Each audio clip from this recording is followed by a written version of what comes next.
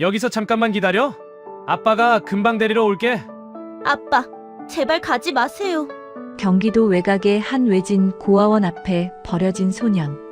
7살 남짓 아이는 하염없이 울다가 차가 완전히 사라지자 울음을 그쳤습니다. 그리곤 낡은 바지 주머니에서 작은 파우치 하나를 꺼냈습니다. 그 안에는 아들을 버린 지 딱 10분 만에 땅을 치며 후회할 1,000억 원의 비밀이 있다는 것을 아버지는 꿈에도 몰랐습니다. 결국 사색이 되어 고아원으로 돌아온 아버지와 그 앞에 당당히 억만장자가 되어 나타난 아들. 과연 소년의 작은 주머니 속 1,000억 원의 정체는 무엇이었을까요? 사연 시작 전에 구독과 좋아요를 눌러주시고 좋은 날이라고 댓글로 남겨주시면 인사드리겠습니다. 하늘이 뚫린 듯 장대비가 쏟아지는 어느 가을밤이었습니다.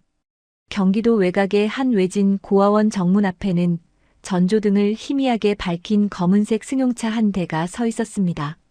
차 안의 공기는 얼음장처럼 차가웠고 운전석에 앉은 강만수는 초조한 듯 핸들을 손톱으로 툭툭 치며 하얗게 질린 얼굴로 창밖을 내다보았습니다. 그의 옆자리에는 이제 겨우 7살이 된 아들 민수가 커다란 눈망울을 깜빡이며 아빠의 얼굴을 가만히 살피고 있었습니다. 민수는 아직 상황을 다 이해하지 못한 듯 했지만 평소와 다른 아빠의 서늘한 분위기에 잔뜩 겁을 먹고 있었습니다. 강만수는 마침내 결심한 듯 뒷좌석 문을 거칠게 열어 민수의 가냘픈 팔을 잡아 끌었습니다. 민수야, 내리렴. 여기서 잠시만 기다리고 있으면 아빠가 금방 데리러 올 거야. 민수는 갑작스러운 빗줄기와 아빠의 거친 손길에 몸을 부르르 떨며 아빠의 젖은 외투 자락을 붙잡았습니다. 아빠, 무서워요. 우리 그냥 집에 가면 안 돼요? 민수의 애처로운 목소리가 세찬 빗소리에 묻혀 희미하게 울려 퍼졌습니다. 하지만 강만수는 아들의 간절한 눈빛을 외면했습니다. 그는 민수의 작은 손을 뿌리치며 고아원 마당으로 아들을 밀어 넣었습니다. 아빠가 지금 너무 바빠서 그래. 여기서 주는 밥 먹고 착하게 기다려. 강만수는 뒤도 돌아보지 않고 차에 올라탔습니다. 요란한 엔진 소리와 함께 바퀴가 진흙 탕물을 사방으로 튕기며 멀어져 갔습니다. 민수는 쏟아지는 비를 온몸으로 맞으며 아빠의 차 뒷모습을 바라보았습니다. 아빠, 가지 마세요. 아이의 목이 터질 듯한 외침이 어두운 산속을 울렸지만 차의 붉은색 뒷등은 순식간에 어둠 속으로 완전히 사라졌습니다. 울음 섞인 비명을 지르던 민수는 차가 완전히 사라지자 거짓말처럼 울음을 뚝 그쳤습니다. 그리고는 자신의 낡은 바지 주머니 속으로 작은 손을 깊숙이 집어넣었습니다. 그곳에는 아빠가 그토록 찾아 헤매던 물건이 들어있었습니다. 돌아가신 엄마가 병원에서 마지막 숨을 거두기 직전 민수의 손바닥에 꼭 쥐어주었던 차가운 물건이었습니다. 작은 가죽 파우치 안에 든 황금색 USB와 낡은 쪽지 한 장이었습니다. 엄마는 세상을 떠나기 전 아빠 몰래 민수를 불러 떨리는 목소리로 속삭였습니다. 민수야, 이 다음에 아빠가 너를 혼자 두는 날이 오면 주머니 속에 든 이걸 절대 누구에게도 보여주면 안 된다. 이건 네가 나중에 어른이 되었을 때 너를 지켜줄 보물이야. 알았지? 당시 민수는 엄마의 말이 무슨 뜻인지 몰랐지만 본능적으로 이 물건이 자신을 지켜줄 유일한 끈이라는 것을 느끼고 있었습니다. 민수는 주머니 속의 딱딱한 감촉을 확인하며 이를 악물었습니다. 아빠에 대한 서러움이 어린 가슴 속에서 차갑게 식어가는 순간이었습니다. 그로부터 어느덧 20년이라는 세월이 흘렀습니다. 빗속에 홀로 남겨졌던 7살 소녀는 이제 30에 가까운 청년이 되어 있었습니다. 민수는 지난 세월 동안 고아원에서 살아남기 위해 남들보다 몇 배는 더 독하게 공부했고 밤마다 엄마가 남긴 USB 속의 데이터들을 파헤쳤습니다. 그 안에는 엄마가 친정에서 물려받은 어마어마한 자산의 행방과 아빠 강만수가 과거에 저질렀던 추악한 비리들이 낱낱이 기록되어 있었습니다. 민수는 그 거대한 자금을 바탕으로 얼굴 없는 투자 전문가가 되어 세상 밑바닥에서부터 차근차근 자신만의 제국을 건설했습니다. 반면 민수를 버렸던 강만수는 어떻게 살고 있었을까요? 민수는 화려한 통창이 있는 자신의 사무실에서 텔레비전을 켰습니다. 화면 속에는 깔끔한 정장을 차려입은 강만수가 어느 유명 건설사의 회장이 되어 인자한 미소를 지으며 인터뷰를 하고 있었습니다. 제 성공의 비결은 가족입니다. 사랑하는 아내와 아들을 위해 앞만 보고 달려왔지요. 강만수의 곁에는 젊은 새 아내와 이제 고등학생이 된 늦둥이 아들이 행복한 표정으로 서 있었습니다. 민수를 버리고 세운 그 가짜 행복 위에서 강만수는 자수성가한 영웅 대접을 받고 있었습니다. 민수는 화면 속 강만수의 웃는 얼굴을 보며 차갑게 식은 커피를 한 모금 마셨습니다. 가족이라니 참 듣기 좋은 말이네요. 민수의 목소리는 낮고 서늘했습니다. 민수는 이미 강만수의 회사가 무리한 확장과 비자금 문제로 흔들리고 있다는 사실을 정확히 파악하고 있었습니다. 강만수는 겉으로는 승승장구하는 듯 보였지만 사실 아내가 남긴 1,000억 원의 유산을 찾지 못해 늘 자금난에 허덕이고 있었습니다. 그는 지금도 어딘가에 잠들어 있을 그 돈만 찾으면 대한민국을 호령할 재벌이 될 수 있다는 탐욕에 사로잡혀 있었습니다. 민수는 책상 위에 놓인 서류 봉투를 집어들었습니다. 그 안에는 강만수의 회사 지분을 야금야금 사들인 기록과 조만간 강만수를 파멸로 몰아넣을 결정적인 카드가 들어있었습니다. 민수는 더 이상 아빠를 그리워하며 울던 어린아이가 아니었습니다. 그는 이제 강만수가 쌓아 올린 모래성을 단번에 무너뜨릴 수 있는 거대한 파도가 되어 있었습니다. 민수는 비서에게 전화를 걸어 짧게 명령했습니다. 강 회장에게 초대장을 보내세요. 조만간 아주 특별한 곳에서 만나게 될 거라고 전해주시고요. 그 특별한 곳은 바로 20년 전 강만수가 민수를 버렸던 그 고아원이었습니다.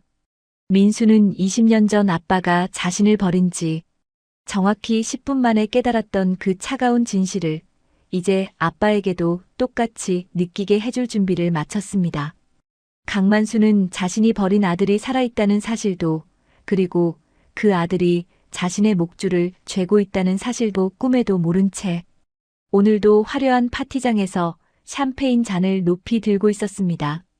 민수는 고아원 정문 쪽으로 시선을 돌렸습니다. 그곳은 이제 민수가 인수한 재단의 소유가 되어 있었습니다. 소년의 주머니 속에 잠들어 있던 1,000억 원의 비밀은 20년의 세월을 견디며 거대한 복수의 무기가 되어 있었습니다. 민수는 주머니 속에서 이제는 손때가 묻은 그 황금색 USB를 꺼내 만져보았습니다. 아빠, 이제 약속 지킬 시간이에요. 금방 데리러 온다고 하셨잖아요. 이제 제가 아빠를 데리러 갈게요. 민수의 눈빛은 그 어느 때보다 날카롭게 빛나고 있었습니다. 창밖에는 20년 전 그날처럼 비가 내리기 시작했습니다. 하지만 이제 민수는 비를 피하는 아이가 아니었습니다. 그 비를 타고 내려가 세상을 온통 어둠 속으로 밀어넣을 준비를 마친 상태였습니다. 비정한 아버지가 버린 것은 아들이 아니라 자신의 마지막 구원줄이었다는 사실을 강만수가 깨닫기까지는 이제 그리 오랜 시간이 남지 않았습니다. 민수는 조용히 안경을 고쳐 쓰고 서류 가방을 챙겨 사무실을 나섰습니다. 20년을 기다려온 복수의 첫 발을 내딛는 민수의 발소리가 조용한 복도에 묵직하게 울려 퍼졌습니다. 20년이라는 세월은 강만수 회장에게 참으로 달콤한 시간이었습니다. 자식을 버리고 돌아선 그날 이후 그는 마치 신이라도 도운 듯 승승장구했습니다. 죽은 아내가 남긴 인맥을 교묘히 이용하고 남은 재산을 미천 삼아 건설업에 뛰어든 것이 신의 한 수가 되었습니다. 이제 그는 누구나 우러러보는 중견 건설사의 회장이 되었고 화려한 저택에서 젊은 아내와 늦둥이 아들을 품에 안고 남부러울 것 없는 삶을 누리고 있었습니다.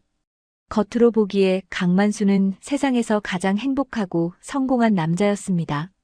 하지만 그 화려한 성벽 안쪽은 이미 시커멓게 썩어 들어가고 있었습니다.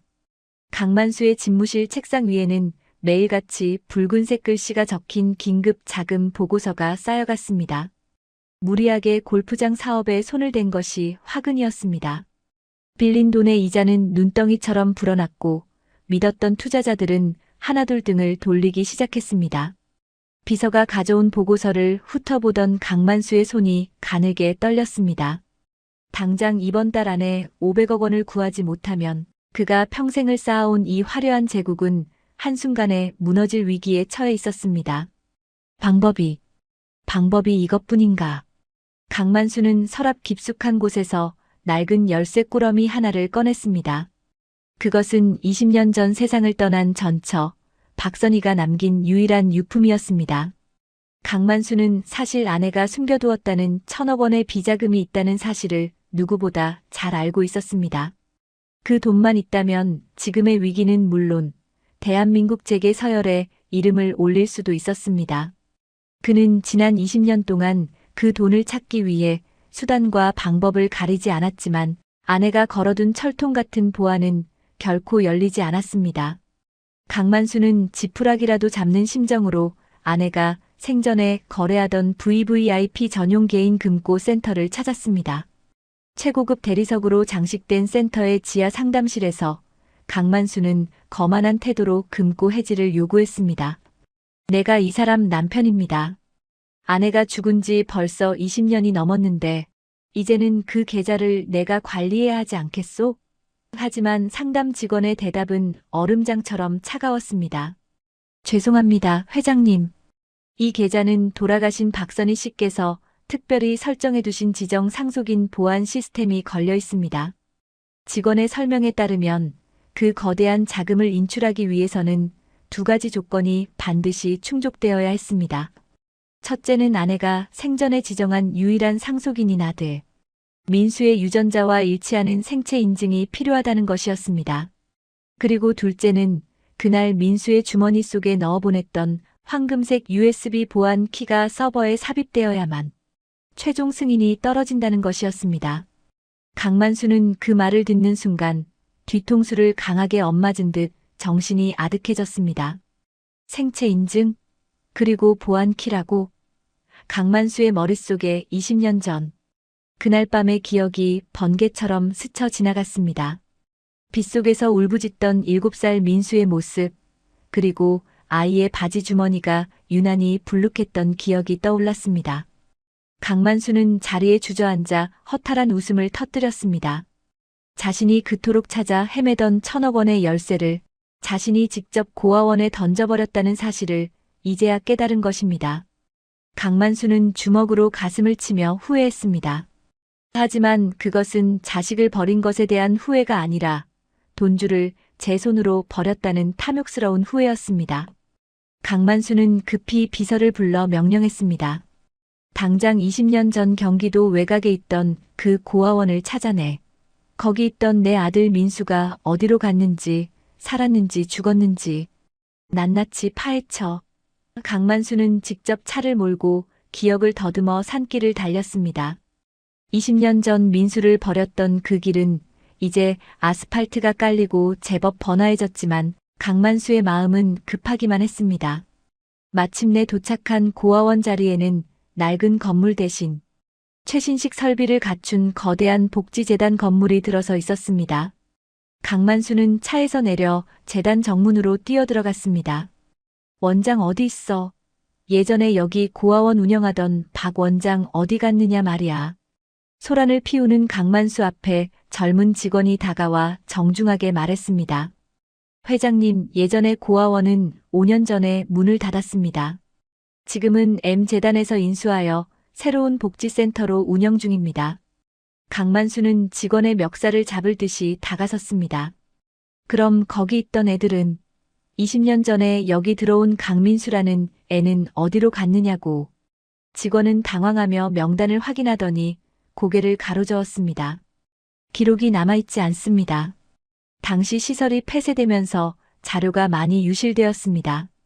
다만 이 재단을 인수한 M 회장님께서 예전 고아원 출신 아이들의 자립을 돕고 계시니 그쪽에 문의해 보시는 게 어떨까요?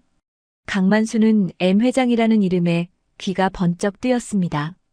요즘 투자업계에서 귀신 같은 솜씨로 기업들을 집어삼키고 있다는 그 정체불명의 거물 M 회장이 이 고아원과 관련이 있다는 사실에 강만수는 신락 같은 희망을 걸었습니다. 강만수는 다시 서울로 돌아오는 내내 초조함에 입술을 깨물었습니다. 아들 민수가 살아있기만 한다면, 아니 살아있어야만 했습니다. 그 1,000억 원만 있으면 자신을 압박하는 은행놈들의 입을 막고 다시 한번 세상을 호령할 수 있기 때문입니다. 강만수는 아들이 20년 동안 겪었을 고통이나 배고픔 따위는 안중에도 없었습니다. 오직 자신의 위기를 탈출하게 해줄 인간 열쇠로서의 민수만이 간절할 뿐이었습니다. 그 시각 도시의 가장 높은 빌딩 펜트하우스에서 민수는 커다란 모니터를 통해 고아원 정문 앞에서 허둥대는 아버지를 지켜보고 있었습니다. 폐쇄회로 화면 속 강만수는 20년 전의 그 당당함은 사라지고 탐욕에 찌들어 추하게 늙어버린 노인의 모습이었습니다. 민수는 주머니 속에 든 황금색 USB를 꺼내 테이블 위에 올려두었습니다. 결국 여기까지 오셨네요, 아빠. 민수의 목소리는 감정 하나 없이 메말라 있었습니다. 민수는 비서에게 서류 한 뭉치를 건넸습니다. 강만수 회장의 건설사가 발행한 어음들을 모두 사들이세요. 그리고 이번 주 금요일에 열리는 창립기념 파티에 저를 대신해서 초대장을 보내세요. 이름은 밝히지 말고 아주 특별한 투자자라고만 전하세요. 민수는 창밖에 화려한 야경을 내려다보았습니다. 20년 전 빗속에서 홀로 남겨졌던 소녀는 이제 자신을 버린 거대한 거인을 무너뜨릴 덫을 완벽하게 깔아놓았습니다. 강만수는 사무실로 돌아와 술을 들이켰습니다. 그때 비서가 고급스러운 금박 봉투 하나를 들고 들어왔습니다. 회장님, 정체불명의 투자자로부터 초대장이 왔습니다. 이번 주 금요일 우리 회사 창립기념 파티에 참석하겠다고 합니다. 우리 회사 지분을 30%나 보유하고 있는 대주주라고 합니다. 강만수는 눈이 번쩍 뜨였습니다. 대주주라고? 그자가 누구길래? 잘됐다. 그자를 설득해서. 자금을 지원받으면 민수를 찾을 시간도 벌 수 있겠어. 강만수는 그것이 자신을 파멸로 이끌 지옥의 초대장인 줄도 모른 채 다시 한번 욕심에 찬 웃음을 지어 보였습니다. 20년 전 아들을 버렸던 아버지는 이제 그 아들이 쳐놓은 거미줄 속으로 제 발로 걸어 들어가고 있었습니다. 서울 도심의 최고급 호텔 대연회장은 화려한 샹들리에 조명 아래 황금빛으로 물들어 있었습니다. 오늘은 강만수 회장이 운영하는 건설사의 창립기념 파티가 열리는 날이었습니다. 연회장 안은 격조 높은 클래식 음악이 흐르고 비싼 정장과 드레스를 차려입은 정재계 인사들로 가득 찼습니다. 강만수는 입구에서 손님들을 맞이하며 연신 인자한 미소를 지어 보였습니다. 그의 곁에는 화려한 다이아몬드 목걸이를 한 젊은 아내와 부잣집 도련님 티가 완연한 늦둥이 아들이 든든하게 서 있었습니다. 겉으로 보기에 이 가족은 세상 부러울 것 없는 행복의 정점에 서 있는 듯 했습니다. 하지만 강만수의 속은 바짝바짝 타들어가고 있었습니다. 샴페인 잔을 든 그의 손끝은 미세하게 떨리고 있었고 그의 시선은 연신 연회장 입구를 향했습니다. 오늘 이 자리에 오기로 한 정체불명의 대주주 M 때문이었습니다. 강만수는 이 익명의 투자자가 자신을 파산 위기에서 구해줄 유일한 구원자라고 굳게 믿고 있었습니다. 만약 오늘 그를 설득해 자금 지원을 약속받지 못한다면 내일 아침 강만수의 회사는 부도 처리가 되어 길거리로 나앉아야 할 처지였습니다. 그때 연회장의 육중한 문이 열리며 한 청년이 들어섰습니다. 군더더기 없이 깔끔한 검은색 정장을 입고 안경 너머로 지적인 분위기를 풍기는 청년이었습니다. 그는 수많은 사람 사이에서도 단연 돋보이는 위엄과 차가운 분위기를 풍기고 있었습니다. 장내는 순식간에 술렁이기 시작했습니다. 저 사람이 바로 소문으로만 듣던 M재단의 대표인가? 사람들의 수군거림 속에 청년은 거침없는 걸음으로 강만수를 향해 다가왔습니다. 바로 20년 전 빗속에 버려졌던 아들 민수였습니다. 강만수는 다가오는 민수를 보며 본능적으로 가슴이 철렁 내려앉는 기분을 느꼈습니다. 왠지 모르게 낯익은 눈매와 서늘한 기운이 그의 기억 속 어딘가를 자극했습니다. 하지만 강만수는 눈앞의 청년이 자신이 버린 아들이라고는 꿈에도 생각하지 못했습니다. 그저 젊고 유능한 투자자라고만 생각한 강만수는 얼른 비굴할 정도로 환한 웃음을 지으며 손을 내밀었습니다. 어서 오십시오, M 대표님. 먼 길 오시느라 고생 많으셨습니다. 제가 강만수입니다. 민수는 강만수가 내민 손을 물끄러미 바라보다가 아주 천천히 그 손을 맞잡았습니다. 강만수의 손은 축축하게 젖어 있었고 민수의 손은 얼음장처럼 차가웠습니다. 반갑습니다, 강 회장님. 오늘 파티가 아주 화려하군요. 가족분들도 참 행복해 보이시고요. 민수의 목소리는 낮고 평온했지만 그 안에는 뼛속까지 파고드는 냉기가 서려 있었습니다. 강만수는 민수의 칭찬에 어깨를 으쓱하며 옆에 서 있던 아내와 아들을 소개했습니다. 제 아내와 막내 아들입니다. 이 녀석이 제 삶의 활력소이자 이유지요. 강만수의 그 말을 듣는 순간 민수의 눈빛이 싸늘하게 가라앉았습니다. 자신을 빗속에 버리고 만든 그 삶의 이유라는 존재들이 민수의 눈에는 그저 가소롭게 보일 뿐이었습니다. 민수는 샴페인 잔을 가볍게 흔들며 강만수의 귀에 대고 나직하게 속삭였습니다. 가족을 위해 앞만 보고 달려오셨다니 참 감동적이네요. 그런데 강 회장님, 20년 전 오늘처럼 비가 오던 밤에도 지금처럼 행복하셨습니까?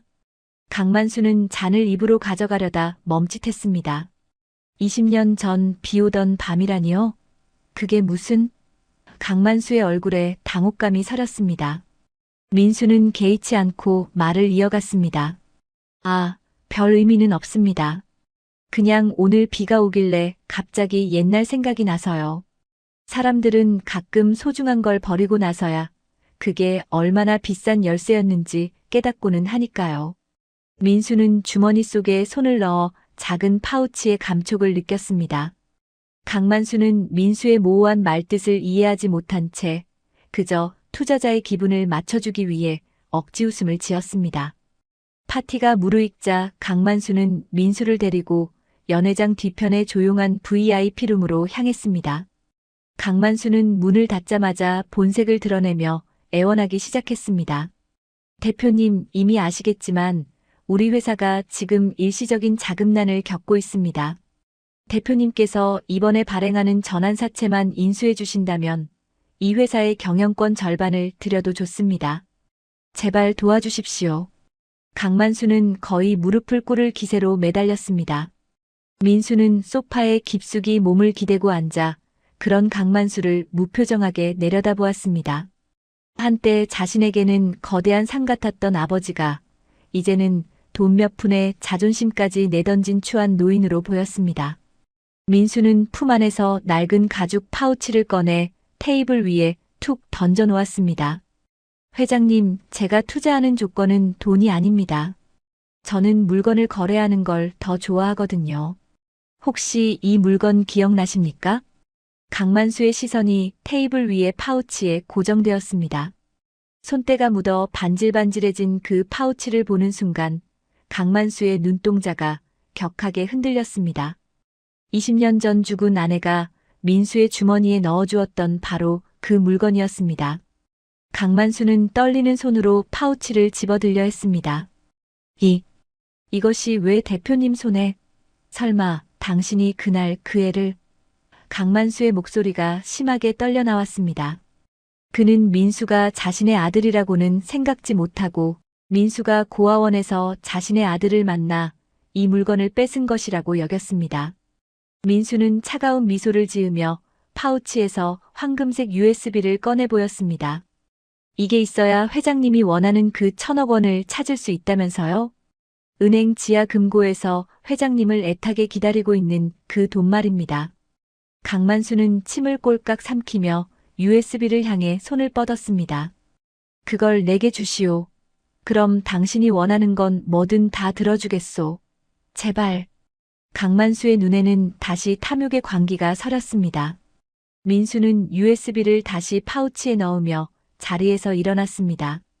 회장님, 돈을 찾으려면 한 가지가 더 필요하다는 걸 잊으셨나 보네요. 지정상속인의 생체 인증 말입니다. 민수는 안경을 벗어 테이블 위에 올려두고 강만수에게 한 걸음 다가갔습니다. 20년 전 경기도 외곽 고아원 정문 앞에서 아들을 버리던 그날 밤을 기억하십니까? 금방 데리러 오겠다던 그 거짓말을 믿고 빗속에서 열을 새던 7살 아이 말이에요. 강만수는 뒷걸음질을 치다 벽에 부딪혔습니다. 그는 민수의 얼굴을 뚫어지게 쳐다보았습니다. 안경을 벗은 민수의 눈매는 죽은 아내 박선희와 너무나도 닮아 있었습니다. 너는 설마 민수냐? 죽은 줄만 알았던 민수야? 강만수의 목소리가 공포와 경악으로 뒤섞였습니다. 민수는 강만수의 멱살을 잡는 대신 아주 차갑고 단호한 목소리로 대못을 박았습니다. 강만수 씨, 당신 아들은 20년 전 그 빗물 섞인 흙탕물 속에서 이미 죽었습니다.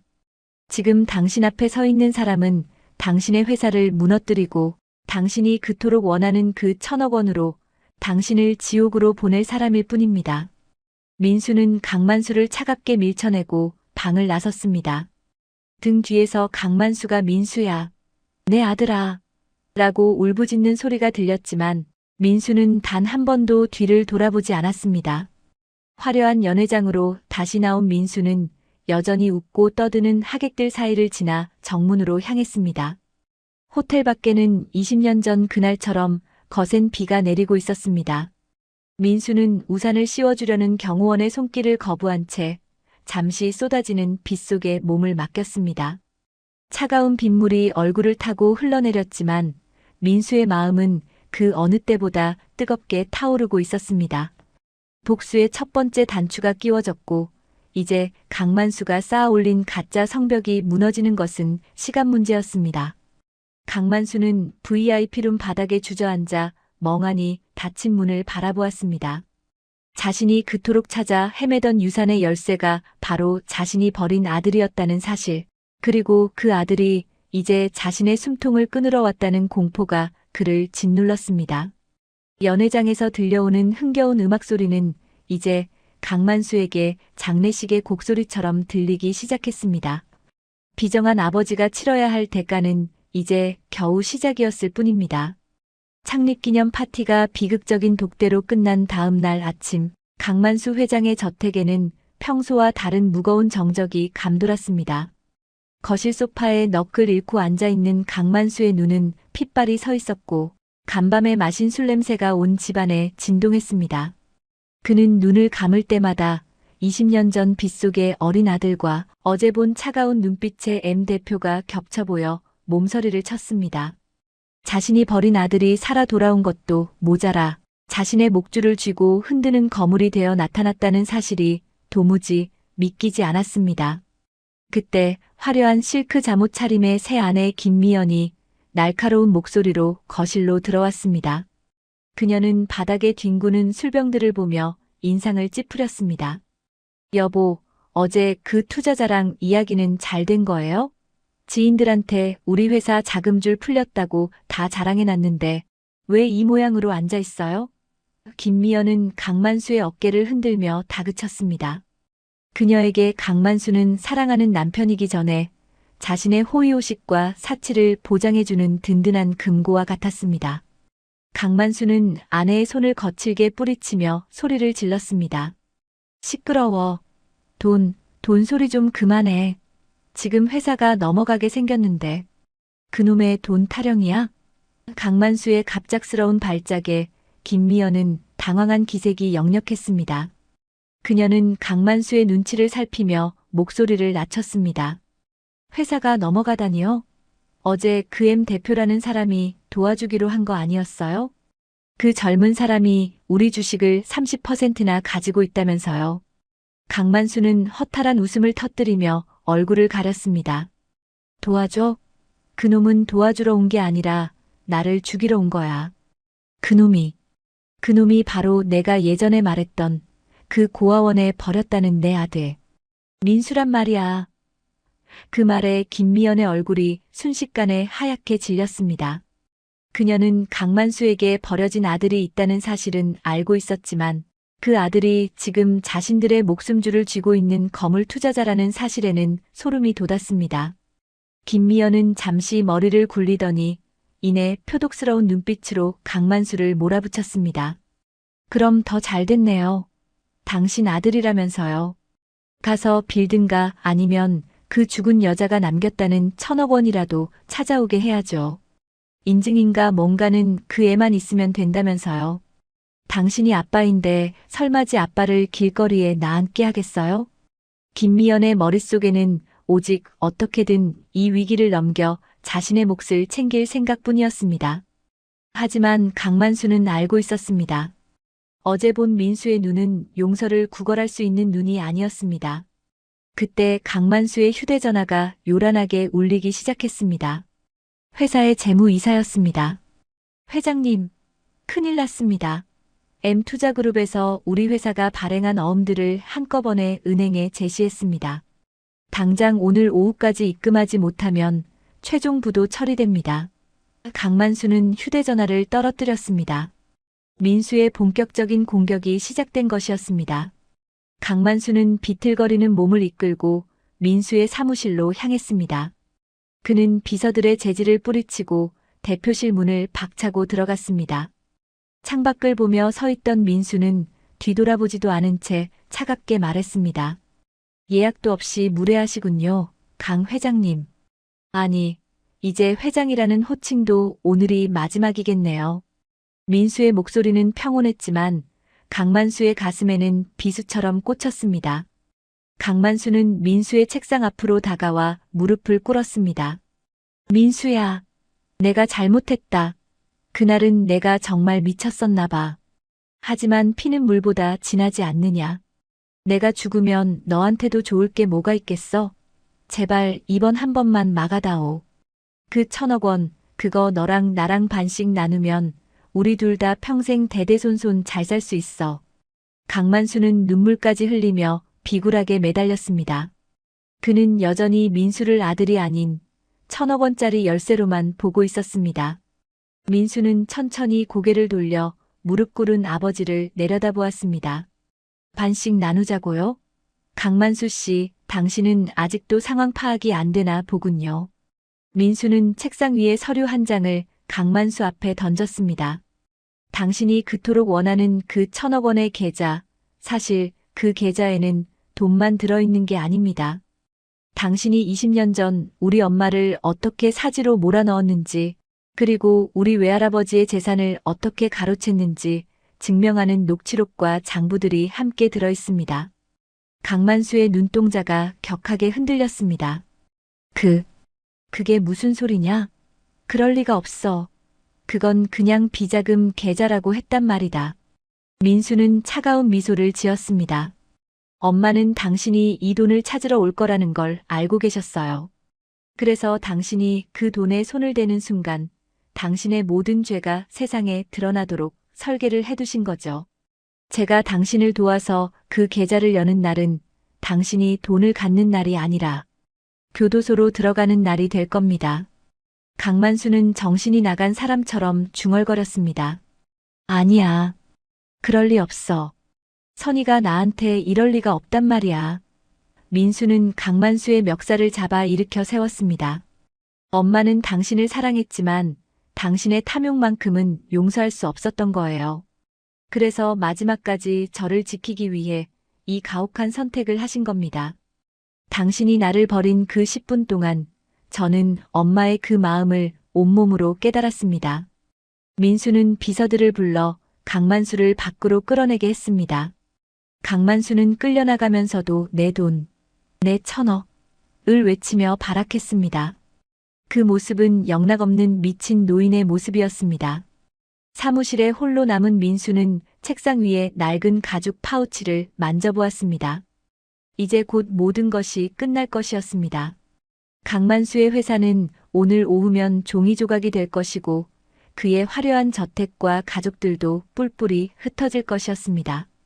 실제로 그날 오후 강만수의 건설사는 최종 부도 처리되었습니다. 뉴스는 하루 종일 강 회장의 비리와 부도 소식으로 도배되었습니다. 강만수가 집으로 돌아왔을 때 그를 맞이한 것은 따뜻한 가족이 아니었습니다.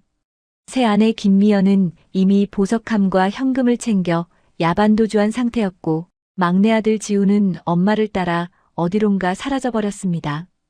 으리으리한 저택에는 압류를 예고하는 빨간 딱지들만이 차가운 공기 속에 나풀거리고 있었습니다. 강만수는 텅 빈 거실 바닥에 주저앉았습니다. 20년 전 민수를 버리고 얻었던 그 모든 화려한 것들이 마치 신기루처럼 한순간에 사라져버렸습니다. 그는 어둠 속에서 홀로 중얼거렸습니다. 민수야, 아빠가 잘못했다. 민수야. 하지만 그의 곁에는 아무도 없었습니다. 오직 창밖에서 들려오는 거센 빗소리만이 그의 뒤늦은 후회를 비웃듯 방 안을 가득 채우고 있었습니다. 민수는 고아원 뒷산의 엄마 묘소를 찾았습니다. 비에 젖은 무덤 앞에 선 민수는 주머니에서 황금색 USB를 꺼내 놓았습니다. 엄마, 이제 약속 지켰어요. 그 사람이 지은 죄 그대로 돌려줬어요. 민수의 눈에서 뜨거운 눈물이 빗물과 섞여 흘러내렸습니다. 20년 동안 얼어붙어 있던 소년의 마음이 비로소 녹아내리는 순간이었습니다. 하지만 민수는 알고 있었습니다. 이것이 끝이 아니라 이제 강만수가 치러야 할 진짜 대가가 시작되었다는 사실을 말입니다. 강만수 회장이 쌓아 올린 화려한 제국은 하룻밤 사이에 먼지처럼 부서졌습니다. 압류 딱지가 붙은 거실 한복판에서 그는 며칠째 씻지도 못한 채 멍하니 천장만 바라보았습니다. 새 아내와 아들은 이미 돈가방을 챙겨 떠난 지 오래였고 집안에는 전기도 끊겨 시린 냉기만이 가득했습니다. 평생 돈이면 다 된다고 믿었던 그였지만 정작 자신이 가장 비참해진 순간 곁에 남은 것은 아무것도 없었습니다. 그런 강만수 앞에 다시 민수가 나타났습니다. 이번에는 화려한 정장이 아닌 20년 전 그날처럼 평범하고 수수한 차림이었습니다. 민수는 거실 바닥에 뒹구는 술병들을 발로 툭 치며 강만수의 앞에 섰습니다. 강만수는 민수를 보자마자 짐승 같은 소리를 지르며 그의 바짓가랑이를 붙잡았습니다. 민수야, 내가 잘못했다. 제발, 제발 아빠 좀 살려다오. 이대로 죽을 수는 없다. 민수는 그런 아버지를 싸늘하게 내려다보다가 주머니에서 낡은 종이 한 장을 꺼내 던졌습니다. 그것은 1,000억 원이 든 계좌의 잔액 증명서였습니다. 강만수의 눈이 번쩍 뜨였습니다. 이게 정말이냐? 아직 그 돈이 그대로 있단 말이냐? 민수는 조용히 고개를 끄덕였습니다. 아빠, 나도 고민을 많이 했어요. 그래도 명색이 아빠인데 이렇게 길거리에 나앉게 할 수는 없잖아요. 마지막 기회를 드릴게요. 민수의 제안은 간단했습니다. 일주일 동안 민수와 함께 지내며 진심으로 참여하는 모습을 보인다면 은행에 가서 생체 인증을 해주고 그 돈의 절반을 강만수에게 넘기겠다는 것이었습니다. 강만수는 민수의 손을 잡고 엉엉 울며 맹세했습니다. 고맙다 민수야. 정말 고맙다. 내가 이제야 정신이 드는구나. 돈 따위 다 필요 없다. 너만 있으면 돼. 강만수의 입에서는 눈물 섞인 참회가 쏟아졌지만 그의 머릿속은 이미 다른 계산으로 빠르게 돌아가고 있었습니다. 절반이라니. 아니지. 인증만 끝나면 그 돈은 다 내 거야. 민수 그놈만 없애면 아무도 모르게 다 내 차지가 될 수 있어. 강만수의 가슴 깊은 곳에서는 버리지 못한 탐욕이 다시 꿈틀대기 시작했습니다. 그는 민수가 던져준 썩은 동아줄을 생명줄이라 믿으며 다시 한번 완벽한 아버지의 가면을 쓰기로 했습니다. 그날부터 강만수의 기막힌 연극이 시작되었습니다. 그는 냄새나는 옷을 벗어 던지고 앞치마를 둘렀습니다. 민수를 위해 서툰 솜씨로 밥을 짓고 민수의 구두를 닦았습니다. 민수야, 네가 좋아하는 갈비찜이다. 어릴 때 네가 참 좋아했었는데 기억나니? 사실 강만수는 민수가 무엇을 좋아하는지도 몰랐지만 어디서 들은 풍월로 온갖 아양을 다 떨었습니다. 민수는 그런 아버지를 묵묵히 지켜보며 그가 차려준 밥상을 마주했습니다. 하지만 강만수는 민수가 잠든 밤이면 몰래 거실로 나와 누군가와 은밀하게 통화를 했습니다. 나야. 조만간 큰돈이 들어올 거야. 그 전에 걸림돌 하나를 치워야겠어. 인증만 끝나면 바로 처리할 수 있게 준비해둬. 강만수는 민수를 살리는 대신 돈을 손에 넣는 순간 민수를 다시 한번 영원히 제거할 계획을 세우고 있었던 것입니다. 그는 아들이 준 마지막 기회를 오히려 아들을 해칠 칼날로 바꾸고 있었습니다. 민수는 아버지가 밤마다 누구와 통화하는지, 무슨 음모를 꾸미는지 다 알고 있었습니다. 민수의 방에는 이미 고성능 도청기와 카메라가 설치되어 있었고, 강만수의 추악한 본 모습은 고스란히 기록되고 있었습니다. 민수는 침대에 누워 천장을 보며 씁쓸한 미소를 지었습니다. 아빠, 당신은 20년 전과 하나도 변하지 않았네요. 내 피를 뽑아서라도 돈을 챙기고 싶으신 건가요? 일주일의 마지막 날, 강만수는 민수에게 근사한 저녁 식사를 대접하겠다며 교회의 한 한적한 식당으로 민수를 데려갔습니다. 그곳은 20년 전 민수를 버렸던 고아원과 그리 멀지 않은 곳이었습니다.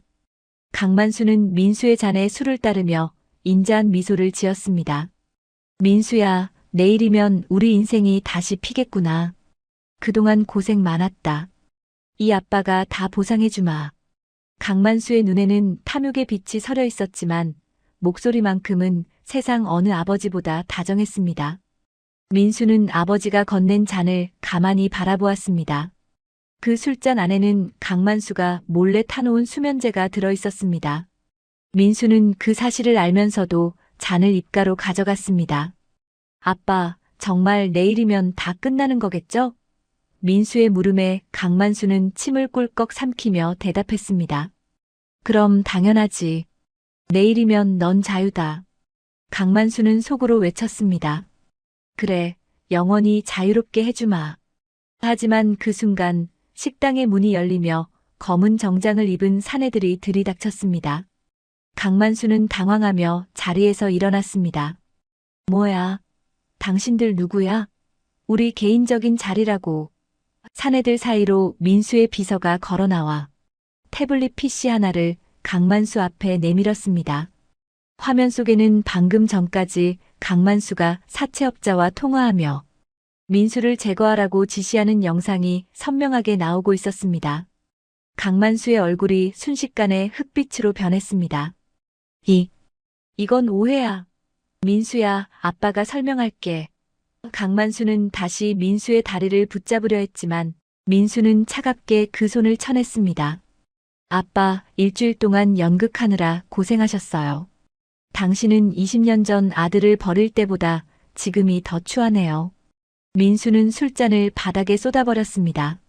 쏟아진 술에서는 지독한 약 냄새가 올라왔습니다. 식당 방 안에는 숨막히는 정적이 흘렀습니다. 바닥에 쏟아진 술에서는 코를 찌르는 약 냄새가 진동했고 강만수의 얼굴은 공포로 인해 종이장처럼 하얗게 질려 있었습니다. 자신이 아들을 잠재우려 탔던 약이 든 술잔이 거꾸로 처박히는 순간 강만수가 지난 일주일 동안 쌓아올린 가짜 아버지의 성탑도 함께 무너져 내렸습니다. 민수는 자리에 서서 그런 아버지를 무표정하게 내려다보았습니다. 아빠, 사람의 욕심은 참 끝이 없네요. 20년 전에는 아들을 버리더니 이제는 그 아들을 죽여서 돈을 뺏으려 하시다니요. 민수의 목소리는 슬픔조차 느껴지지 않을 만큼 차갑게 식어 있었습니다. 강만수는 떨리는 손으로 민수의 옷자락을 붙잡으려 했습니다. 아니야, 민수야. 이건 그 사채업자들이 나를 협박해서 어쩔 수 없이. 내가 너를 얼마나 사랑하는데. 강만수는 끝까지 구차한 변명을 늘어놓으며 비굴하게 매달렸습니다. 하지만 민수는 말없이 자신의 휴대전화를 켰습니다. 화면 속에는 강만수가 어두운 골목에서 사채업자들에게 돈을 건네며 인증만 끝나면 그놈은 죽여도 상관없어. 뒤처리는 확실하게 해라라고 말하는 영상이 선명하게 재생되었습니다. 강만수는 그 영상을 보는 순간 털썩 바닥에 주저앉았습니다. 더 이상 빠져나갈 구멍이 없음을 깨달은 것입니다. 그때 식당 문이 거칠게 열리며 경찰들이 들이닥쳤습니다. 강만수가 고용한 사채업자들은 이미 밖에서 대기하던 민수의 보안팀에게 제압된 상태였습니다. 경찰관이 강만수의 손목에 차가운 수갑을 채웠습니다. 강만수 씨 살인 예비 및 사기 미수 혐의로 체포합니다. 수갑의 금소금이 식당 안에 날카롭게 울려 퍼졌습니다. 강만수는 비명을 지르며 발버둥 쳤습니다. 이거 내가 누군지 알아? 나 강만수 회장이야. 민수야, 너 이놈 아비가 감옥에 가는데 보고만 있을 거냐? 민수는 경찰차로 끌려가는 강만수의 뒷모습을 보며 주머니에서 낡은 가죽 파우치를 꺼냈습니다. 강만수 씨, 당신이 그토록 원하던 그 1,000억 원은 오늘부로 전액사회에 환원될 겁니다. 당신이 지은 죗값을 치르는 공탁금으로도 쓰일 거고요. 강만수는 경찰차 안으로 밀려 들어가면서도 창문을 두드리며 울부짖었습니다.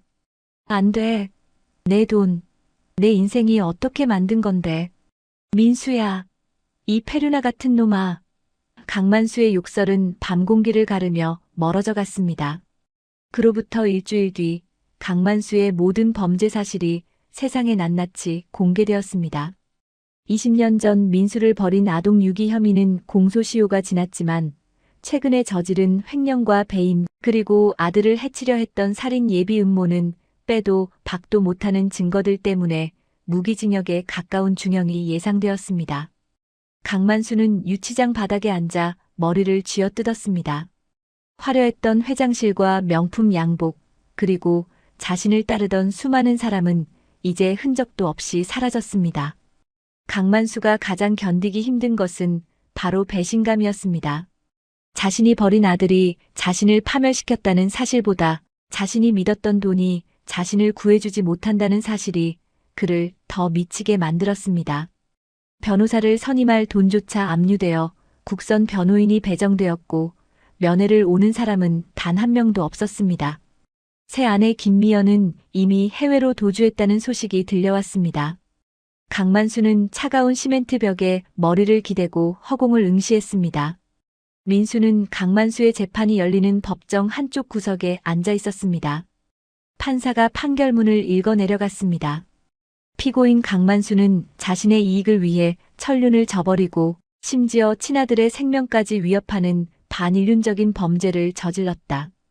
이에 법원은 엄중한 책임을 물어 징역 15년을 선고한다. 징역 15년. 환갑을 넘긴 강만수에게는 사실상 감옥에서 생을 마감하라는 사형 선고나 다름없었습니다. 강만수는 판결을 듣고 그 자리에 쓰러져 통곡했습니다. 교도관들에 의해 질질 끌려나가는 그의 뒷모습은 영락없는 초라한 노인의 모습이었습니다. 민수는 그 모습을 지켜보며 깊은 한숨을 내쉬었습니다. 복수는 끝났지만 가슴 속에는 알 수 없는 공허함이 밀려왔습니다. 20년 전 아빠의 차를 바라보며 느꼈던 그 시린 추위가 다시 느껴지는 듯 했습니다. 민수는 법원을 나와 20년 전 그 고아원을 찾았습니다. 이제는 자신의 재단이 운영하는 깔끔한 복지시설이 된 그곳에서 민수는 어린아이들이 뛰어노는 모습을 한참 동안 바라보았습니다. 아이들의 웃음소리가 들려오는데 민수의 눈에서는 참았던 눈물이 한 방울 흘러내렸습니다. 엄마, 이제 정말 끝났어요. 근데 왜 이렇게 마음이 아픈 걸까요? 민수는 주머니 속에 USB를 꽉 쥐었습니다. 한편 교도소에 수감된 강만수는 매일 밤 악몽에 시달렸습니다. 꿈속에서 7살 민수가 빗속에서 자신을 부르며 쫓아오고 자신은 그런 아들을 밀쳐내며 도망치는 꿈이었습니다. 잠에서 깨어나면 어둡고 좁은 감옥방의 천장이 보였고 강만수는 그제야 자신이 저지른 일이 얼마나 끔찍한 것이었는지 조금씩 깨닫기 시작했습니다. 돈에 눈이 멀어 세상에서 가장 소중한 것을 제 손으로 던져버렸다는 후회가 송곳처럼 그의 가슴을 찔렀습니다. 강만수는 식사 시간에도 밥 한 숟갈 제대로 넘기지 못했습니다. 옆에 앉은 수감자들이 그를 밀치고 욕을 해도 예전처럼 대거리할 기력조차 없었습니다. 그는 매일 밤 담장 너머로 보이는 달을 보며 민수의 이름을 나직이 불러보았습니다. 민수야, 미안하다. 이 애비가 정말 죽을 죄를 지었구나. 강만수의 뺨을 타고 흐르는 눈물은 이제 탐욕의 눈물이 아니라 진심 어린 참회의 눈물이었습니다. 민수는 비서를 통해 아버지가 교도소에서 건강이 좋지 않다는 소식을 전해 들었습니다. 밥을 거부하고 매일같이 벽만 보고 앉아 있다는 이야기였습니다. 민수는 서류 가방을 챙겨 교도소 면회실로 향했습니다. 20년의 세월을 돌아 그리고 처절한 복수의 과정을 지나 아들과 아버지는 이제 차가운 유리벽을 사이에 두고 다시 마주하게 되었습니다. 강만수는 민수를 보자마자 고개를 숙이고 어깨를 들썩이며 울기 시작했습니다. 교도소의 접견실은 언제나 서늘한 기운이 감돌았습니다. 두꺼운 투명 유리벽을 사이에 두고 마주 앉은 두 사람 사이에는 말로 다 할 수 없는 세월의 벽이 가로놓여 있었습니다. 민수는 단정한 정장 차림으로 의자에 깊숙이 앉아 있었고 그 맞은편에는 푸른색 죄수복을 입은 강만수가 초라하게 앉아 있었습니다. 불과 몇 달 전만 해도 기세등등하던 건설사 회장의 모습은 온데간데 없었습니다. 머리는 하얗게 새어버렸고 살은 눈에 띄게 빠져 광대뼈가 툭 튀어나온 강만수는 이제 그저 기운 없는 노인에 불과했습니다. 강만수는 민수의 얼굴을 차마 똑바로 쳐다보지 못한 채 바들바들 떨리는 손을 무릎 위에 올려두고 고개를 푹 숙이고 있었습니다. 민수는 아무런 말 없이 아버지를 지켜보았습니다. 20년 전 자신을 버렸던 그 당당하고 무서웠던 아버지가 이제는 고개를 들 힘조차 없는 죄인이 되어 있는 모습이 민수의 가슴 한구석을 묘하게 자극했습니다. 복수가 끝나면 시원할 줄만 알았는데 눈앞에 아버지를 보니 오히려 마음이 더 무거워지는 기분이었습니다. 침묵을 먼저 깬 것은 강만수였습니다. 그는 갈라진 목소리로 힘겹게 입을 뗐습니다. 민수야, 와줘서 고맙다.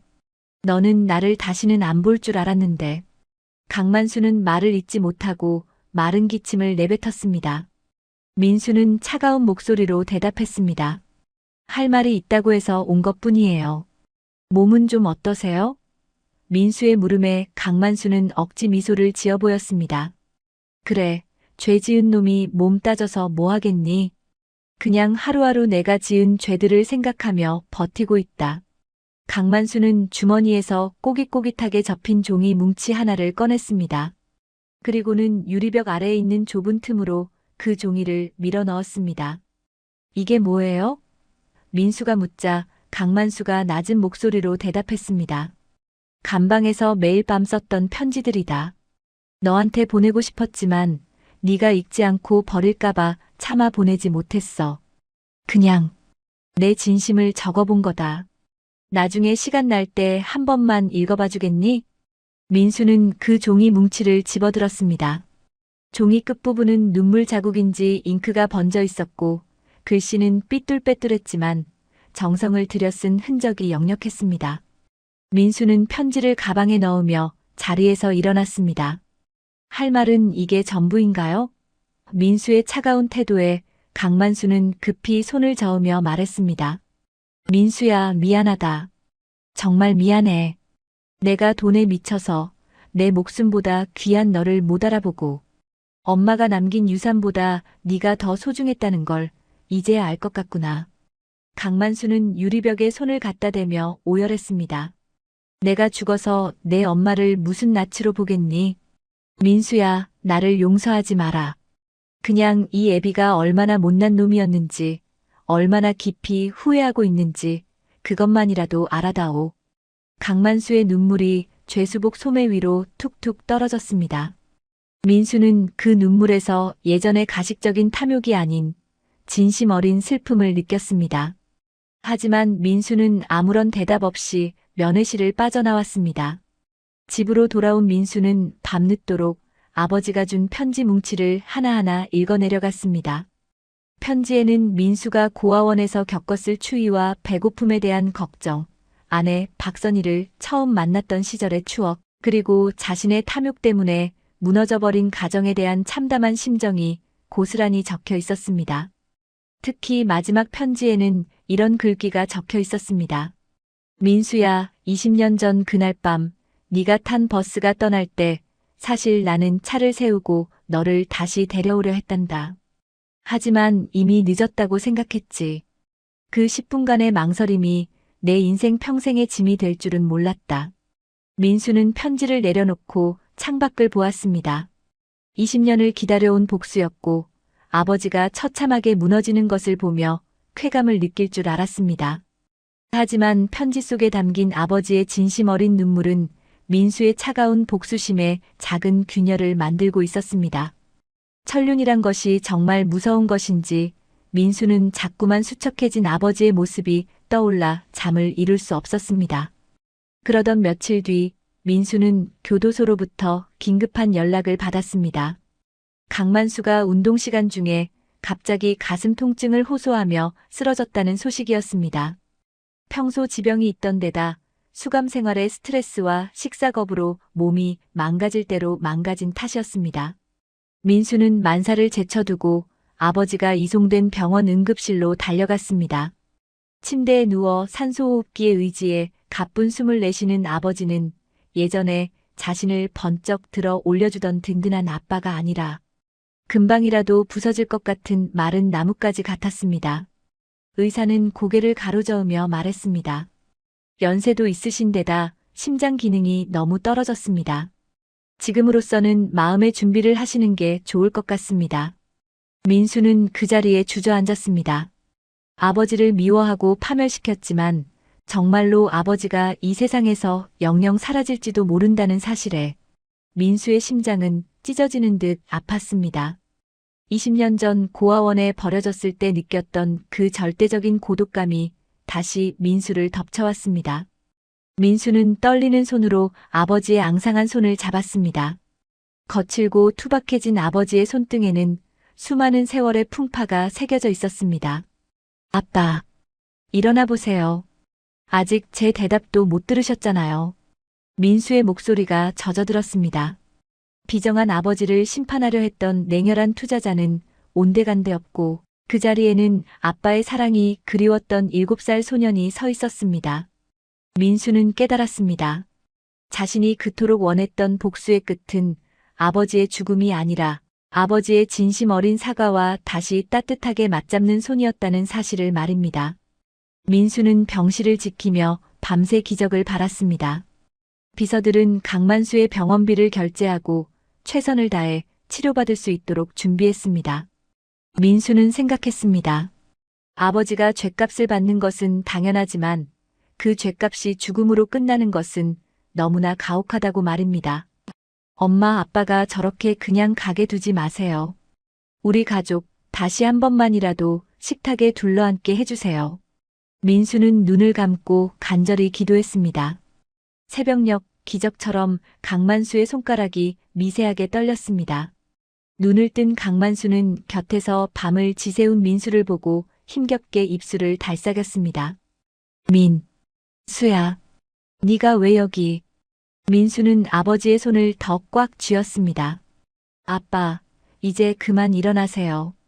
엄마 무덤에도 같이 가야 하고 저랑 할 이야기도 많잖아요. 강만수는 민수의 눈물 맺힌 눈을 보며 작게 고개를 끄덕였습니다. 그의 눈가에도 투명한 눈물이 고여 흘러내렸습니다. 이것은 단순한 동정이 아니었습니다. 인간으로서 그리고 자식으로서 도저히 외면할 수 없는 천륜의 이끌림이었습니다. 민수는 이제 아버지를 다시 세상 밖으로 꺼내기로 결심했습니다. 법적인 처벌은 피할 수 없겠지만 남은 생만이라도 아버지로서 아들의 곁에서 참회하며 살아갈 수 있도록 기회를 주기로 한 것입니다. 복수의 불길은 꺼졌고 그 자리에는 작지만 따뜻한 화해의 불씨가 지펴지고 있었습니다. 밤 공기는 여전히 차가웠지만 병실 안의 두 사람 사이에는 20년 만에 처음으로 훈훈한 기운이 돌기 시작했습니다. 병원에서 고비를 넘긴 강만수는 아들의 극진한 보살핌과 법원의 배려로 형 집행 정지 결정을 받아 임시로 세상 밖으로 나오게 되었습니다.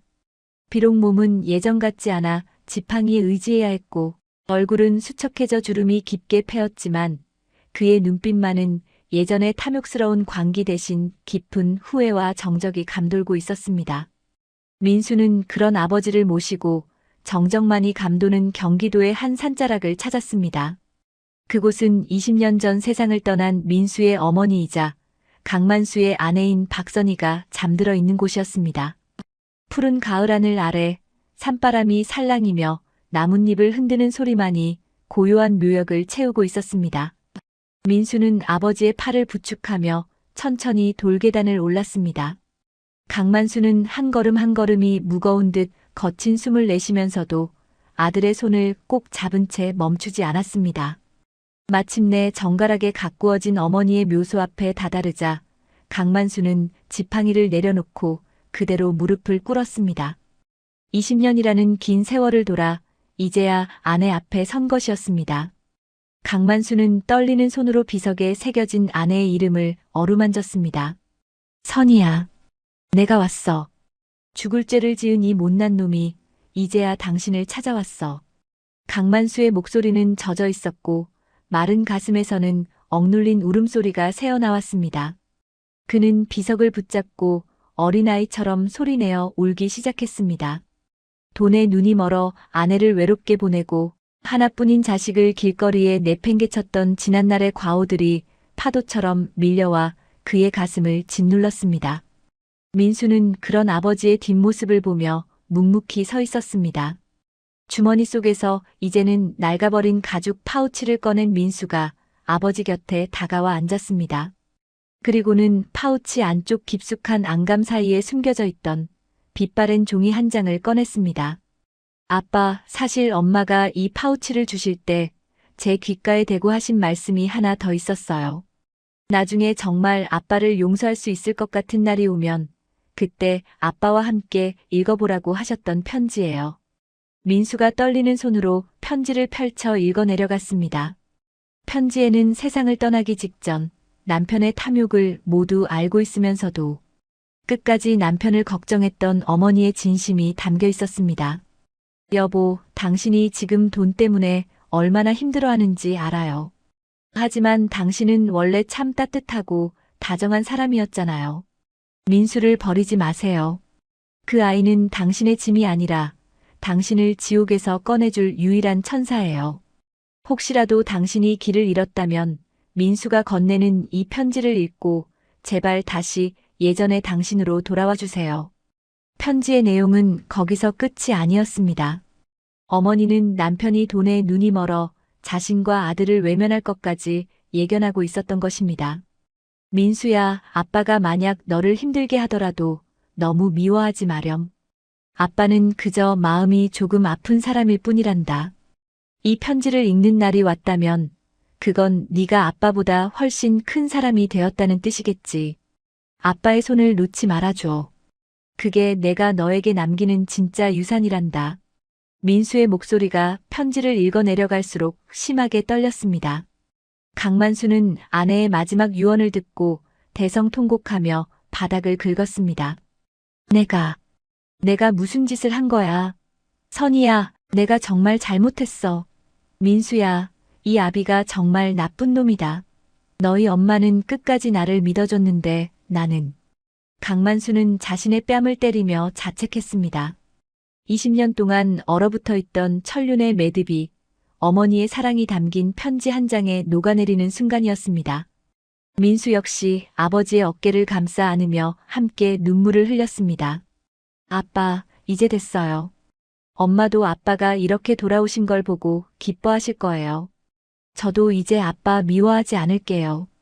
그러니까 제발 아프지 마시고 제 곁에 계셔주세요. 민수는 20년 동안 가슴속에 품고 있던 복수의 칼날을 그 자리에 묻었습니다. 1,000억 원이라는 거대한 돈보다 더 소중한 것은 비록 늙고 병들었지만 다시 마주 잡을 수 있는 아버지의 따뜻한 손이라는 것을 깨달았기 때문입니다. 한참을 울고 난 두 사람은 묘소 앞에 나란히 앉아지는 노을을 바라보았습니다. 붉게 물든 하늘 아래에서 강만수는 민수의 손을 꼭 쥐었습니다. 민수야, 내가 지은 죄는 평생을 갚아도 모자라겠지만 남은 생만이라도 내 아비로 살게 해주겠니? 네가 하는 일 돕고 속죄하면서 살고 싶구나. 민수는 고개를 끄덕이며 아버지의 어깨에 머리를 기대었습니다. 20년 전 차가운 빗속에서 헤어졌던 부자가 이제는 따뜻한 가을 햇살 아래에서 다시 하나가 되었습니다.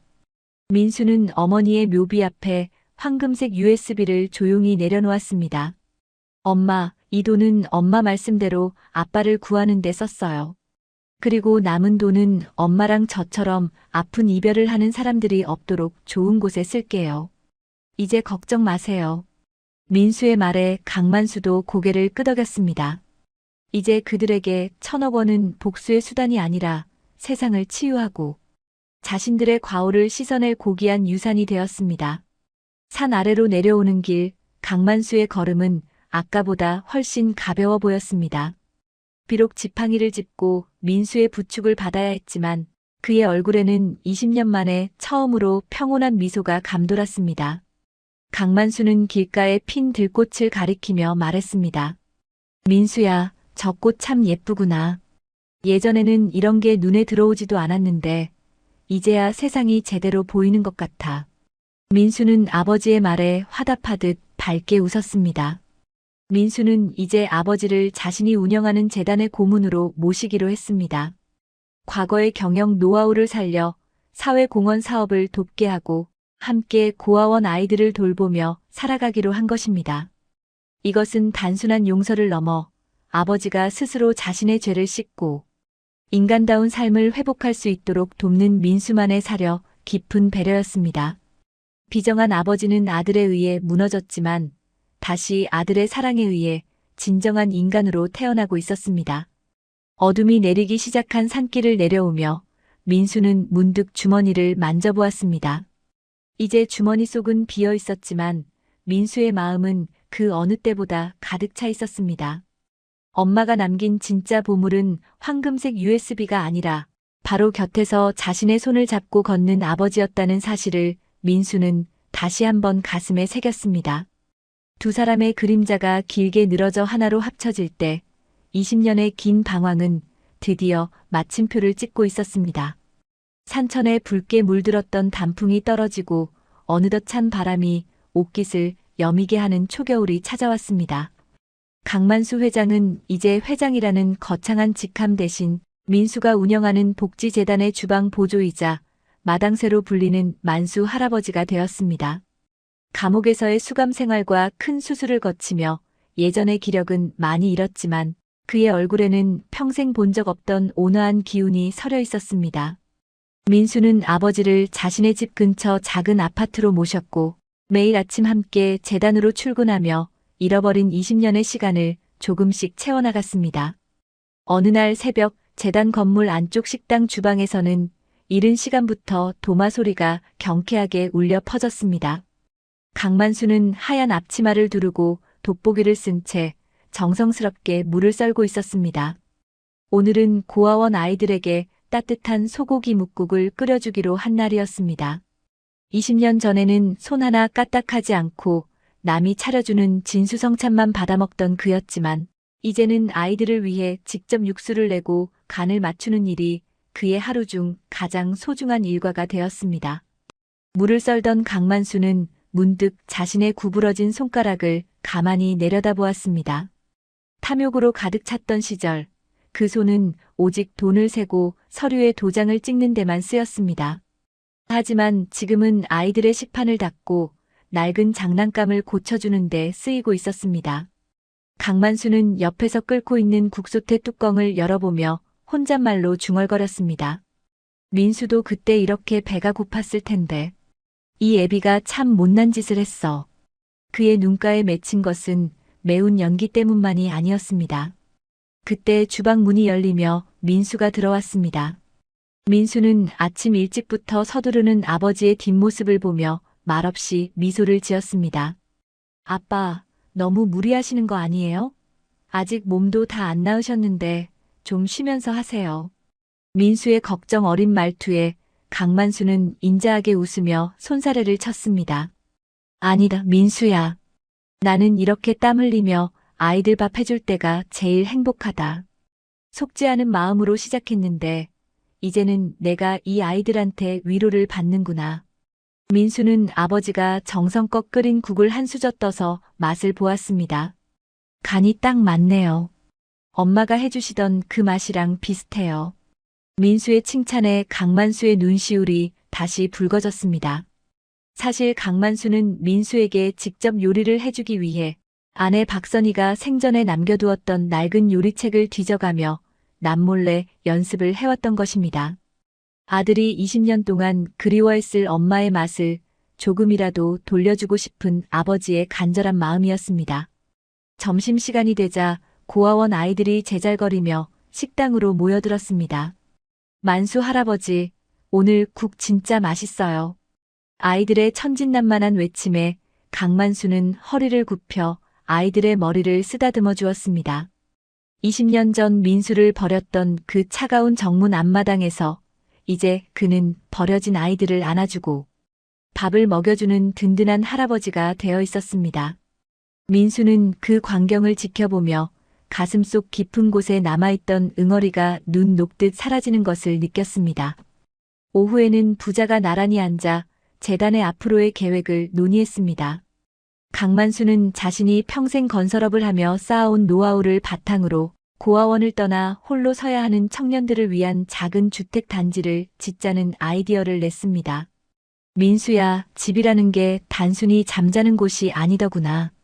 누군가 나를 기다려준다는 믿음이 있는 곳이 진짜 집이지. 그 아이들에게 그런 집을 만들어주고 싶다. 강만수의 제안에 민수는 깊이 공감하며 고개를 끄덕였습니다. 그날 저녁 민수는 아버지를 모시고 오랜만에 집에서 단둘이 저녁 식사를 했습니다. 식탁 위에는 강만수가 오후 내내 정성 들여 준비한 갈비찜과 갓 지은 솥밥이 올라와 있었습니다. 화려한 호텔 식사나 고급 레스토랑의 요리는 아니었지만 김이 모락모락 나는 밥상 앞에는 세상 그 무엇과도 바꿀 수 없는 따뜻한 온기가 가득했습니다. 민수는 밥그릇 가득 담긴 밥을 보며 어릴 적 기억을 떠올렸습니다. 아빠, 저 사실 고아원에 있을 때 제일 부러웠던 게 뭔지 아세요? 돈 많은 집 친구들이 아니라 저녁마다 엄마 아빠랑 같이 밥 먹는 소리가 들리는 집이었어요. 민수의 담담한 고백에 강만수는 숟가락을 놓지 못한 채 눈물을 훔쳤습니다. 미안하다 민수야.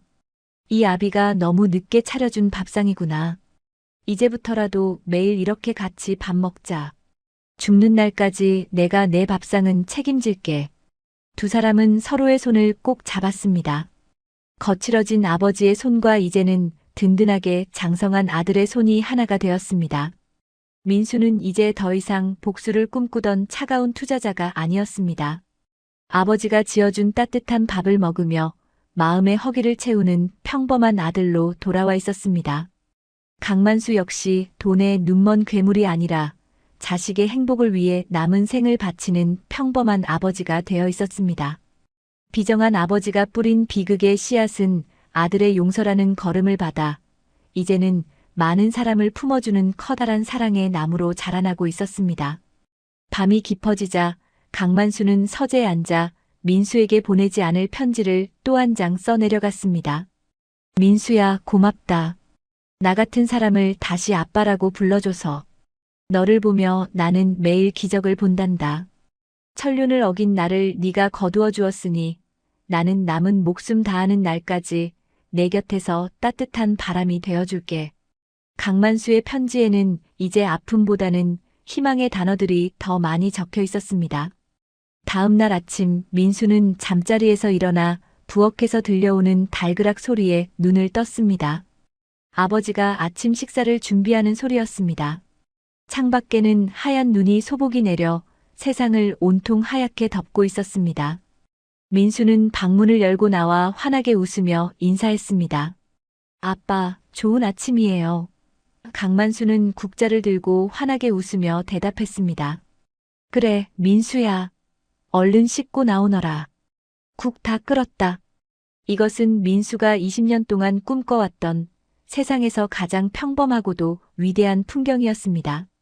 1,000억 원의 유산보다 더 값진 것은 바로 이른 아침 주방에서 들려오는 아버지의 도마 소리와 보글보글 끓는 국 냄새라는 것을 두 부자는 이제 너무나 잘 알고 있었습니다. 길고 길었던 어둠의 터널을 지나 두 사람은 이제 따뜻한 햇살이 비치는 광장으로 나란히 걸어 나오고 있었습니다. 세상을 하얗게 덮었던 겨울눈이 녹고 어느덧 고아원 앞마당에는 노란 복수초가 고개를 내미는 따스한 봄이 찾아왔습니다. 21년 전 차가운 빗속에서 7살 소년이 버려졌던 그 고아원 정문 앞에는 이제 선희와 민수의 집이라는 따뜻한 이름의 복지재단 간판이 햇살을 받아 반짝이고 있었습니다. 민수는 이제 대한민국에서 가장 존경받는 젊은 사업가가 되었고 그의 곁에는 언제나 그림자처럼 아버지가 함께하고 있었습니다. 강만수는 이제 예전의 날 선 정장 대신 편안한 면바지에 앞치마를 두른 모습이 더 익숙한 할아버지가 되었습니다. 그는 매일 아침 재단 마당에 화초를 가꾸고 아이들이 등교할 때마다 일일이 신발끈을 묶어주며 인사를 건넸습니다. 한때는 돈을 세느라 눈이 침침해졌던 그였지만 이제는 아이들의 해맑은 미소를 보느라 눈가에 웃음주름이 깊게 패었습니다. 어느 일요일 오후 민수는 아버지와 함께 재단 뒷마당 평상에 나란히 앉았습니다. 강만수는 정성스럽게 깎은 사과 한 접시를 민수 앞에 내놓으며 수줍게 웃었습니다. 민수야, 맛 좀 보거라. 올해는 사과가 참 달게 잘 익었구나. 민수는 아버지가 건네준 사과를 한 입 베어 물며 행복한 표정을 지었습니다. 정말 다네요, 아빠. 예전엔 이런 맛을 왜 몰랐을까요? 강만수는 아들의 손을 가만히 잡았습니다. 그의 손은 흙일과 설거지로 거칠어져 있었지만 그 온기만큼은 세상 그 무엇보다 따뜻했습니다. 민수야, 내가 그 1,000억 원이라는 돈에 미쳐 있을 때는 세상 모든 사람이 내 적 같았단다. 그런데 이제 그 돈을 다 나눠주고 이렇게 너랑 마주 앉아 사과 한쪽 나눠 먹으니까 비로소 내가 진짜 부자가 된 기분이야. 실제로 민수는 어머니가 남겼던 그 거대한 자금을 전액사회에 환원했습니다. 그 돈으로 고아원 아이들의 대학 등록금을 마련하고 홀로 사는 어르신들의 보금자리를 지었습니다. 강만수 역시 자신의 남은 재산을 모두 내놓았습니다. 비정한 아버지가 뿌린 비극을 씻어내기 위해 두 부자는 돈이 아닌 사람을 선택한 것입니다. 그것이 어머니 박선희가 진정으로 바랐던 유산이라는 것을 두 사람은 이제 가슴 깊이 알고 있었습니다. 강만수는 지팡이를 짚고 천천히 일어나 정문 쪽을 향해 걸어갔습니다. 21년 전 아들을 밀쳐내고 차를 몰아 도망치듯 떠났던 바로 그 자리였습니다. 그는 정문 기둥을 어루만지며 잠시 눈을 감았습니다. 민수야, 아빠가 여기서 너를 버렸을 때 내 심장도 사실 거기서 멈췄던 것 같아. 20년 동안 나는 살아있어도 산 사람이 아니었지. 너를 다시 만나고 나서야 비로소 내 심장이 다시 뛰기 시작했단다. 민수는 아버지의 뒤로 다가가 앙상해진 어깨를 포근하게 감싸 안았습니다. 아빠, 이제 그만 미안해하세요. 아빠가 매일 아침 제 방 문을 두드려 주시고 따뜻한 국을 끓여주시는 것만으로도 저는 이미 다 보상받았어요. 제가 꿈꿨던 진짜 가정은 대단한 게 아니었어요. 그냥 이렇게 아빠랑 같이 걷고 같이 밥 먹는 거였거든요. 두 사람은 정문을 나와 산책로를 따라 천천히 걸었습니다. 길가에 핀 들꽃들이 부자의 발걸음을 반기듯 흔들거렸습니다. 강만수는 아들의 팔짱을 꼭 끼며 나직하게 물었습니다. 민수야, 오늘 저녁엔 뭐 먹고 싶니? 네가 좋아하는 고등어 조림 맛있게 해줄게. 시장에 싱싱한 놈이 들어왔다고 하더라. 민수는 환하게 웃으며 대답했습니다. 좋아요, 아빠. 아빠가 해주는 요리는 세상에서 제일 맛있어요. 민수의 집 주방에서는 저녁마다 맛있는 냄새가 끊이지 않았습니다. 강만수는 돋보기를 쓰고 정성껏 생선을 손질하고 민수는 옆에서 수저를 놓으며 오늘 있었던 일들을 제잘제잘 들려주었습니다. 으리으리한 회장실에서 혼자 비싼 와인을 마시던 시절보다 작은 식탁에 둘러앉아 김이 모락모락 나는 찌개를 나눠 먹는 지금이 강만수에게는 꿈만 같은 행복이었습니다. 어느덧 밤이 깊어지고 강만수는 잠든 아들의 방을 조용히 열어보았습니다. 곤히 잠든 민수의 얼굴을 보며 그는 마음속으로 아내에게 말을 건넸습니다. 선희야, 보고 있나? 우리 민수가 이렇게 멋진 어른이 됐어. 나도 이제 당신 곁으로 갈 준비를 잘하고 있네. 우리 민수 곁에서 오래오래 따뜻한 아빠로 있다가 갈게. 강만수의 눈가에 맺힌 눈물은 더 이상 회한의 눈물이 아니라 감사와 평화의 눈물이었습니다. 다음 날 아침 여느 때처럼 재단 마당에는 아이들의 웃음소리가 가득했습니다. 민수는 출근길에 마당을 쓰는 아버지의 등을 툭 치며 장난스럽게 말했습니다. 만수 할아버지, 이따 점심때 봐요. 강만수는 빗자루를 들고 허허 웃으며 손을 흔들었습니다. 그래, 민수야. 조심히 다녀오너라. 21년 전 빗속에서 헤어졌던 부자는 이제 세상에서 가장 단단한 사랑의 끈으로 묶여 있었습니다. 주머니 속에 숨겨두었던 1,000억 원의 비밀은 이제 사라졌지만 그 자리에는 서로를 향한 믿음과 용서라는 더 크고 영원한 보물이 채워졌습니다. 비정한 아버지는 아들의 용서로 인해 다시 태어났고 상처받았던 아들은 아버지의 헌신으로 인해 진정한 어른이 되었습니다. 이야기는 여기서 막을 내리지만 민수와 강만수 할아버지의 따뜻한 밥상은 내일도 그 다음 날도 계속될 것입니다. 돈은 바닷물과 같아서 마실수록 갈증이 나지만 가족의 사랑은 샘물과 같아서 나누면 나눌수록 깊어진다는 귀한 진리를 남긴 채 말입니다. 봄바람을 타고 날아온 꽃향기가 두 부자가 걸어가는 길 위로 축복처럼 흩날리고 있었습니다.